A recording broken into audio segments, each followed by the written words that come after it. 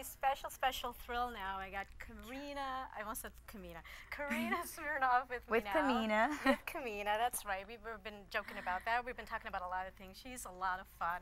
We're talking about her birthday. We're talking about Jesus and Christmas and laundry. Laundry. And why is it that everybody's socks always disappear in the laundry? We don't know. Karina can't figure it out. She can't figure it out. But we are here at Goldcoast. Yeah. You're doing some, you and Dimitri are doing some workshops today.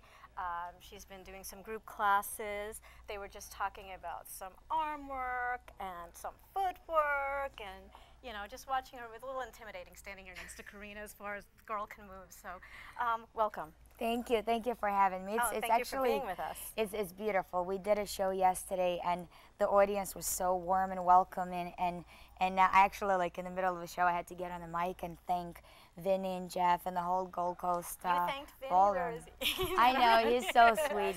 So you enjoy doing a lot of these workshops, and you're doing some private tutoring today and tomorrow and yesterday as well, yes, right? So yes, we're finishing up, like, we're finished with the workshops. We've done, I believe, 5 between, like 5 each, so 10 between the two of us, or 9.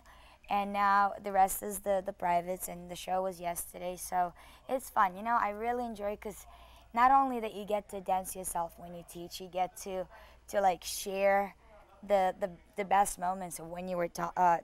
Takes you back, right? Yeah, to your beginnings. And you get to share those stuff with people and with people who are passionate about dancing as well. So. But when did you become passionate about ballroom dancing? Because clearly you are. It comes through. It comes through. I love it. I think it's honestly by far one of the best sports/arts. It teaches, you know, a man how to be a man, a woman how to be a woman, how to handle yourself in different situations, and it's an unbelievable emotional release. Like, every dance has a story, has a love story in it. It's, to me, there's nothing better than that. And the best part about ballroom dancing is that, you know, now dancing is so huge. It's coming back to, you know, the era of Ginger Rogers. Resurgence, yes. Yeah, and Fred Astaire. So we kind of lucky that, you know, we're dancers right now, because this is the best time to do it. And ballroom dancers, to me, to be honest, are the most versatile. So we can fake and look decent and good. It's acting, too. Yeah, it's acting. doing other dance forms, doing modern, doing jazz, doing hip hop, you know, while other dance forms are not, you know, as versatile. So ballroom, we rock. We do rock. Ballroom rocks, but it has a lot to do with the movement, and the ballroom has a certain type of movement that goes with it that's a little different than the other dance forms. Yeah, right? I think it's very technical. You know, we definitely have a very strong core. We have a very strong basics and technique that have been developed over the last century. So we definitely have that, but besides that, it's very disciplined. It's disciplined not only in the physical aspect, but also in emotional, in presentation, in the costume. It's like, it's a whole different world. It's the world of ballroom dancing. It is the world of ballroom dancing. And here's the thing, though, like you just said, and this is what we talk about a lot of times here on Ballroom Fantasy, is that it's everything. It's not the physical, it's the mental, it's the emotional. And, you know, sometimes people, you go to a lesson, you go to a dance lesson, you're in there for an hour, 2 hours, whatever. It is like you're lost. You are in a fantasy, because you come out of there and you're renewed. And it has the ability to do that. And we talk about transformation. I spoke with Corky Ballas not so long ago. He's super nice. But Corky said something about what other sport, other than specifically ballroom dancing, can you come in at any age, whether you're young, whether you're old, you can start it, and it just has a way of transforming you. So is that what basically you're saying? You know, I agree with Corky 100%. Like, you can start ballroom dancing literally at any age, from 2 to 92. There is no limit to that.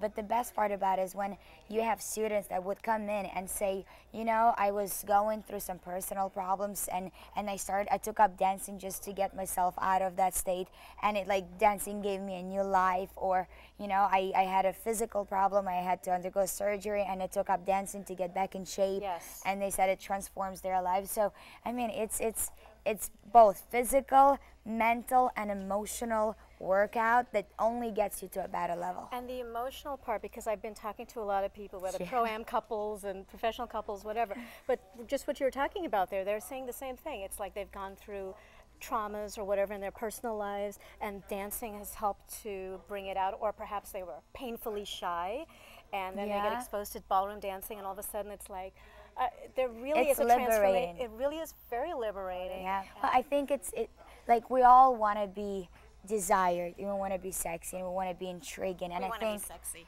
I mean, You're everyone sexy. does. We do. I think it's true. Yeah, And it is true. and dancing gives you that opportunity. And when you, I mean, even if it's just your dance instructor, or your dance partner, or your coach, it's still the same. You are acting out a fantasy on the dance floor, and it's Yeah. the best. No, it truly is, because for those moments that you're there, it just sweeps you away, and you are a Yeah. princess, and you know it just takes you there. It just takes I you know. there. I was dancing yesterday with Dima Ramba, and at the moment I was like, you know, we're doing this step, and I'm hugging him, like thinking, yes, he is hot. I'm like, what? Gee, I That's hadn't noticed- Dimitri. wait, What? I didn't notice that Dimitri was hot. He's a good-looking dude. Really? No, we didn't notice that. I didn't even notice that. Oh, But there he goes, moving his hips. there's something about, I don't know, Dimitri. Okay, we won't talk about Dimitri right now. I had enough to say about Dimitri earlier. You know, but like taking away the beauty and the physical assets that Yeah, he's a great Dimitri has. dancer. He's a great person, very stand-up guy. Very stand-up guy. Well, we appreciate that. Thank so you. let me ask you something.